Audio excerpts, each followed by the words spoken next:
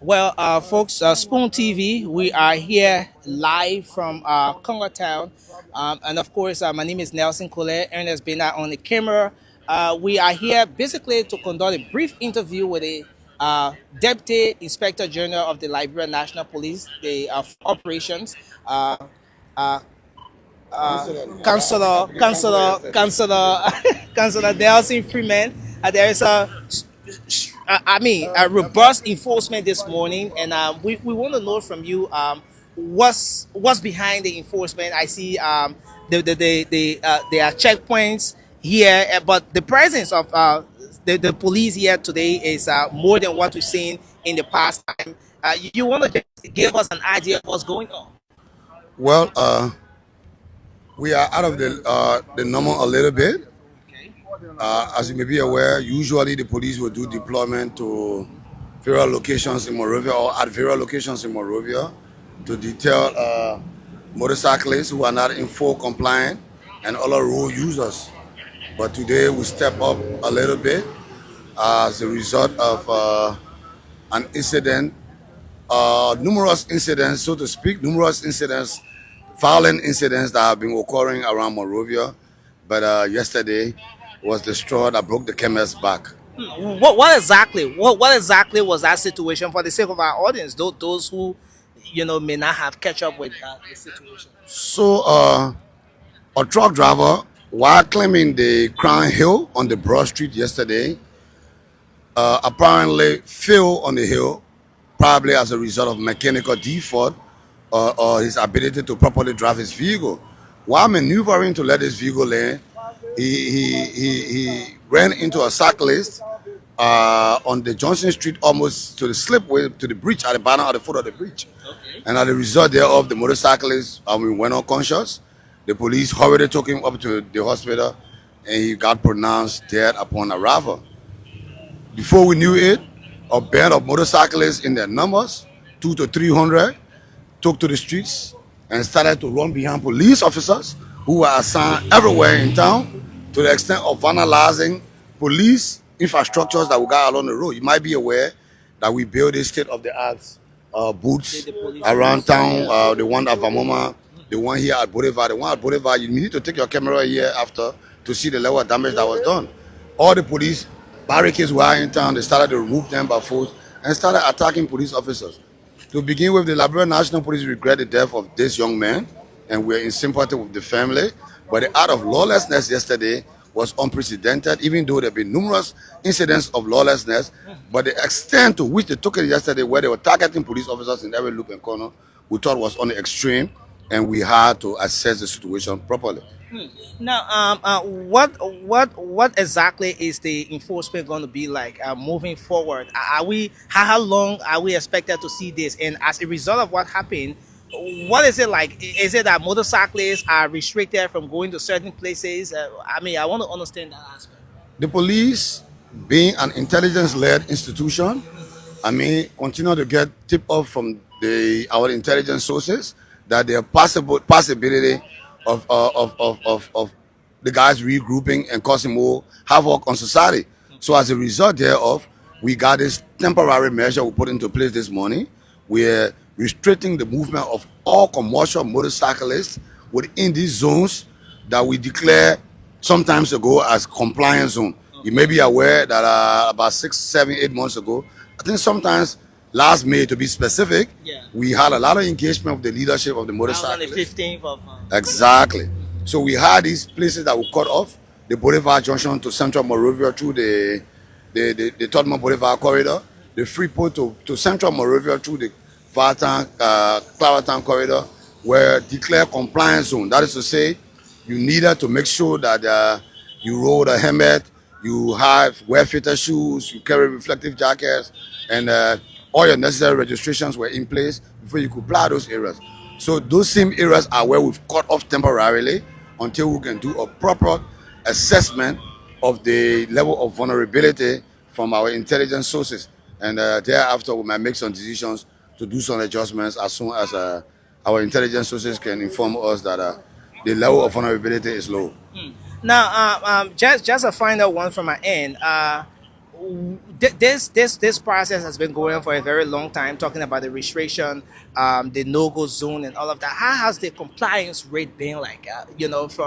From the angle of the motorcyclists, have the motorcyclists been working, or let's say in compliance with what the police intends to do? To a great extent. I mean, we all are witnesses here. We all live in Monrovia, and it's a small town. We all see what happened everywhere in town, and probably because of our own engagement with the leadership, there were a lot of consultations with the leadership, including a soccer match. I think you, the media, took the trophy or in the soccer match where we killed a cow. We went to the executive. What is it called? The football field there in Congo Town. And we had a soccer match. So there were a lot of engagement. We had more than 50 meetings before we started our compliance. So I would say, I mean, for the sake of the record, that compliance was, I mean, very good to a greater extent, even though there will always be cracks in the system. But to some extent, the compliance was very good. The guys were very cooperative. Yesterday incident, I mean, just turned the table for us because if we police officers have been chased, if our own infrastructures have been damaged, and we cannot maintain the situation, so I stand to wonder whether we got the capability of being able to take care of the general public. So, I mean, based on our intelligence, we have to put these measures into place because we understand the livelihood issues collect, I mean, affiliated with this thing, Nelson. Most of these motorcyclists use these cycles as a means of livelihood. They got families to look out for. Some of them find themselves in schools. They got to pay their fees. They got kids. They got, I mean, let me call it livelihood in general. So we don't intend to impose anything that will, I mean, bring about untold suffering on the general public. But when the state or the security starts to get threatened, of course, then it's my business to make sure that I put measures into place that will ensure that the rest of the general public feel safe. That is just the case in this instant case. Anything you want to say finally, just before we move on? Where we basically we want to caution the general public that we understand the constraints this is going to cause. I mean, some of us to the extent that this morning I was using my car right there at the ministerial complex. I was using my car for the school bus this morning. Wow. I told like 7 students in my car to take them to school. I was stopping and picking up students along the way. As I was dropping students off, I was picking up these students. I mean, because I know the challenges and they were more vulnerable because they might get late for their classes. So we're just asking the general public to give us the cooperation. We're doing this not in, as individuals, but in the interest of the general public. Please avoid riding these motorcycles in these zones that are temporarily being assessed so as to avoid people getting hurt. You know, the motorcycle is a two-wheeler. It has easy means of maneuvering. And when you get on them and the police try to stop them and those guys start to maneuver, it's possible the citizens can get hurt, and we don't want that. Even the motorcyclists themselves, we're very concerned about their well-being. So we're asking the motorcyclists to remain in full compliance until we can conduct this as vulnerability, accessibility, and we're asking the general public to also support us in this exercise. It's meant for the good of society. Well, thanks a lot for talking to us. Thank you so much, Spoon. Thanks for all you do to making sure that our voices are heard across Liberia and the rest of the world. Well, thanks a lot, sir. Well, he's the Deputy Inspector General for Operations, that's Councillor Nelson Freeman here in a brief interview with us right here, Spoon TV. We're going to remain on this live. We're going to remain here posted as we make our way up Capitol Hill. We'll keep this broadcast on till we get to Capitol Hill to give you a view, an idea of what the situation is like along the streets of Monrovia this morning. Thanks a lot for watching Spoon TV, and keep following as we flip our camera and keep giving you a view of what's going on across the city this morning from Congo Town to Capitol Hill.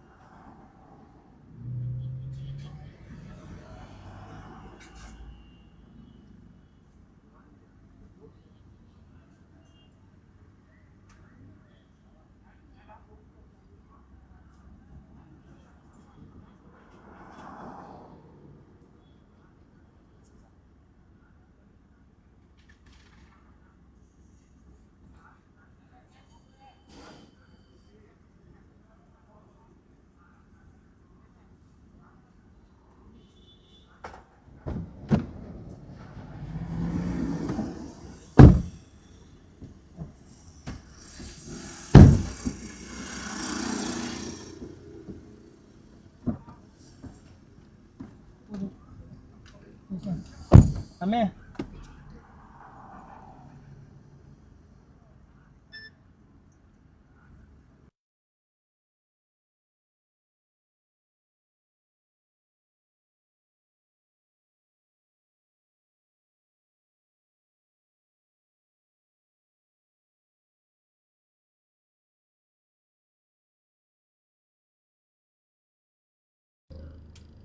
Yes. All right, so folks, we are going to remain posted.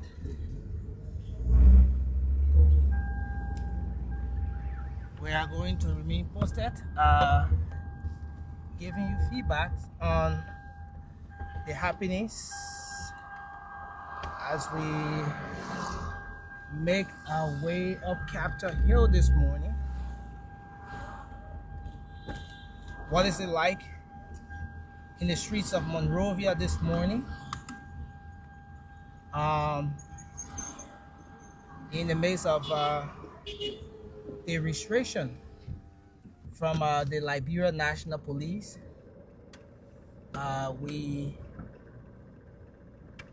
want to make sure we can give you an idea of what the streets look like. So usually along this corridor you have a huge presence of motorcyclists, or like you heard from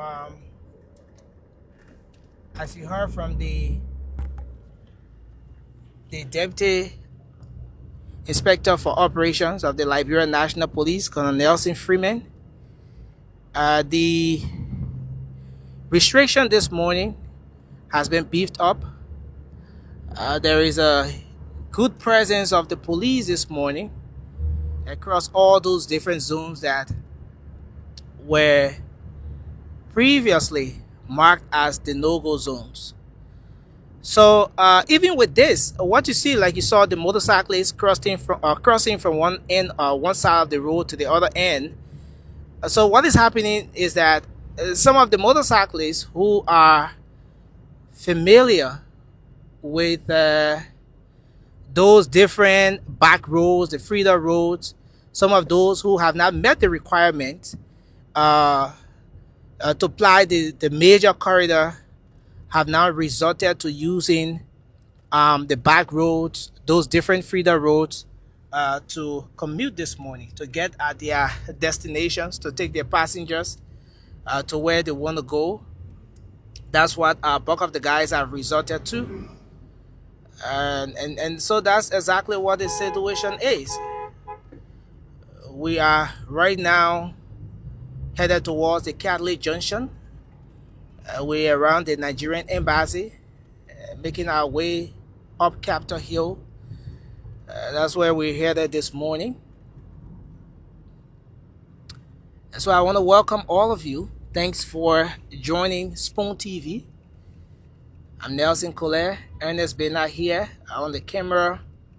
We have Gibson Zai with the team as well as we drive through this morning. Let's see if we can get petrol here.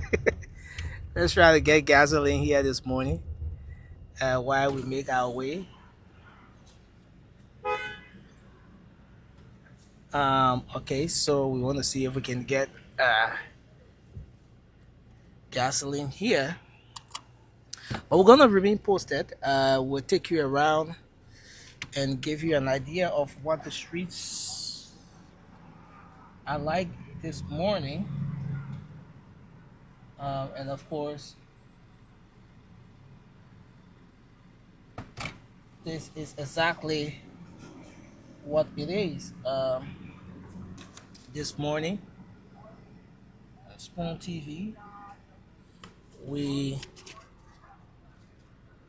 are now making our way to Capitol Hill. So this is one of the, ideal filling stations. It used to be Total, now it's Connex. And we will try to keep our cameras on.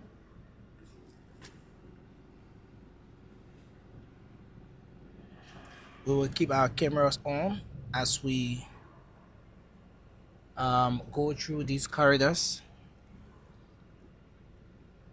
here this morning.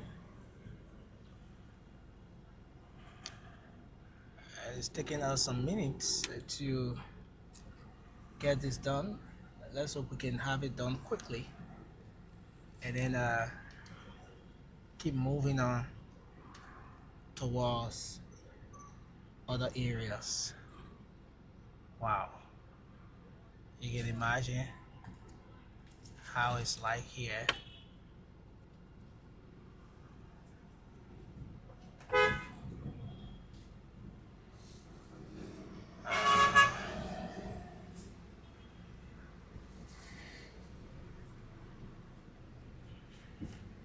Okay,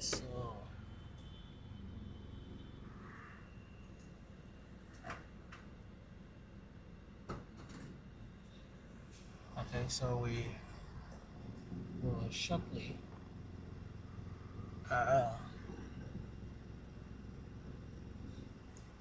be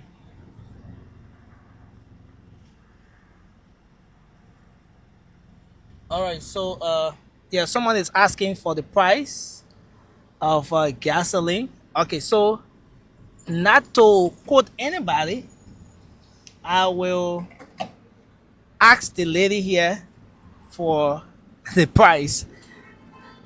Okay, so hello, excuse me. How much for a gallon? 7.19 LD. Okay, $3.96 USD. Okay, thank you.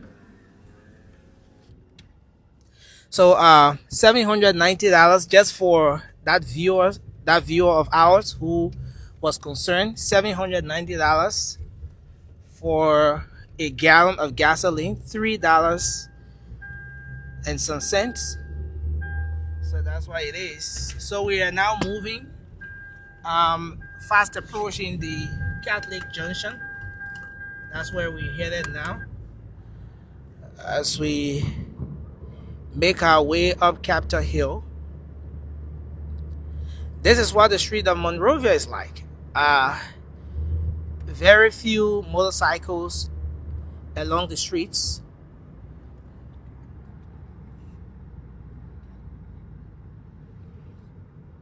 All right. Yeah. So, as per what the police, the head of operations spoke of, so you can see the damage there on the police booth, right at Cali Junction. Here, this is what it's like. That's what was done to the police booth here at Catholic Junction. But that booth we just saw is not one of the state of the art booths. You have those booths at Boulevard Junction. You have one of them at the what's the place? Vamuman Junction and other intersections. But Gibson, as we go through the streets, you notice very few motorcycles, and I also noticed that a lot of people are walking as well. Yeah, the street, as we observe, the street is restricted when it comes to motorcycle flying through the street. As you recall, yesterday what happened, so the police now taking strict instructions that in terms of restricting the motorcyclists because you know what happened yesterday. It was so ridiculous uh, to us on yesterday in terms of movement and all of that. So as you can see, the streets restricted. Motorcycles are not flying on the streets because of what happened yesterday. So I think motorcycle did themselves to Yeah, they go on. brought the issue to themselves. But do you see this as something that that's that's going to temper with the movement of people? Like just looking at the fact that a lot of people will rely on the motorcycles to commute, to leave from one point to another. Now imagine someone expecting, who is expected to be at an event maybe in an hour time, and with the motorcycle they'll be able to take like 30 minutes or so to be there. But with this restriction, um, they may just see something far away from what the reality has been for them.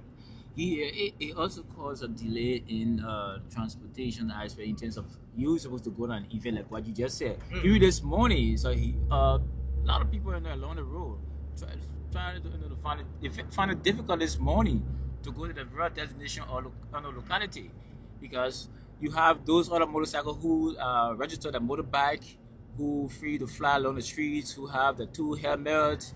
They could be the one truck transporting all this money, citizens to and fro. But Yeah. because of this, they has been finding it difficult this morning. Nelson, just look along the street, you will see like people are still trying to making their way to go to the work or the event. And it's interesting. Another thing about the traffic, like you see the guys selling in the street. Street selling is the it's often said that one person's disappointment is another person's celebration. Why, whenever there's traffic like what we're seeing before us now, a lot of people will be, inconvenient because they want to get at their destinations in time. The traffic will slow them down. But on the flip side, the folks who sell in the traffic, will be excited about this because that's how they get to make some money. When the traffic is free, that's how they get to make some money. When there's a jam traffic, sorry, that's how they get to make some money. So you see, there are lots of things you can buy in the Liberian traffic, like you see at the far end there, the chips. You could get some chips in the traffic. Sometimes you see the kids between these carts trying to make some ends meet, and that's what it is. Yeah, Nelson, even the people people are trying to make ends meet to support themselves, but looking at people selling, between cars and that of it, I think it is not safe for them in terms of because you understand there is a Yeah, go ahead. you have vehicle flying through the street of Monrovia, and then you have people along the between the cars selling. I think the Liberia National Police have to see reason, and that will make sure agenda because you You see see, the police presence there? yeah, Did you see the police yeah, officer? I can see the police officers right there. I think he tried to make sure that those bags that fly on the street, uh, to see reason. But now let's look at the issues that have to do with those kids and other other folks selling between cars. Don't you think that is danger to them? In terms of there are a lot of vehicles along the street. They don't have a better brakes. And look at the young man who is between the He's selling cars. ammo. Ammo. And just to survive. Yeah, but it's interesting. You see, another police officer there in engagement with that motorcyclist. Yeah. Apparently, he's not supposed to be there, and he's there. But I mean, this is a serious one. Just going through the street this morning, there's less presence of police. There's less presence of commercial motorcycles and all of that. Our own guy Ernest was trying to make his way with his motorcycle, and he was being pulled over. And the man say, I from Spoon with Chief. The man say from Spoon. Then you not get. But I mean, it's interesting. The law is the law. The law should be enforced, and that's why it is. But Ernest, I mean, though you on the camera, but what do you make of less presence of commercial motorcycles on the streets today? Uh, for me, I think it's bad and it's good because sometimes those actions are necessary because of the behavior of some motorcyclists. But like the one or two said, some motorcyclists support their home through the means of what they are doing. Yeah, yeah. And then some of them are in the street because they want to be in the street for some criminal reasons. So you're gonna find majority of those guys are in the street for criminal reasons more than those that are coming from home and they get family back home that they need Yeah. to support. So because of that, when every little thing happen, those guys that are in the street, they will always want to create problems. They will run and collect some of their men. Imagine something happen way slipway. Why you even go as Yeah, all the way fast? Slipway. I Yeah. mean, just all the way. Slipway is a little is a little distance from Cali Junction, for example, where we just Right. saw the police booth being destroyed. You see that? Then coming as far as Boulevard Junction. You see that? So it creates serious problem. Serious problem. So it's something that the moment something happen, motorcyclists will just gather, few of them, the ones that always love to be into trouble, creating problems. They will just gather themselves together and see how best they can create serious problem. And at the end of the day, they will start running only in the night because some of those guys that can do those things, they can run only in the night, checking phones, creating problems. But my attention is one thing that has slipped my mind to ask the one or two concerning those people that get the fast food and they do Yeah. delivery and other Yeah, things. and that's another one. The delivery guys. How- But how are they again, gonna manage with that? Because their business is doing. So food are something that can spoil. So let's say, for example, if you get your food and then at the end of the day, someone call you from town and say, "Oh yeah, what soup you get? I get it soup. I want it. Come to Congo town." The end of the day, they'll put them all because it's not restricted to a specific bag. no. Another thing, if I got the one or two clearly, what he said was that the restriction is for especially commercial motorbikes and motorbikes that do not have the the the documentation, all of the documents, the helmets, and all of those things.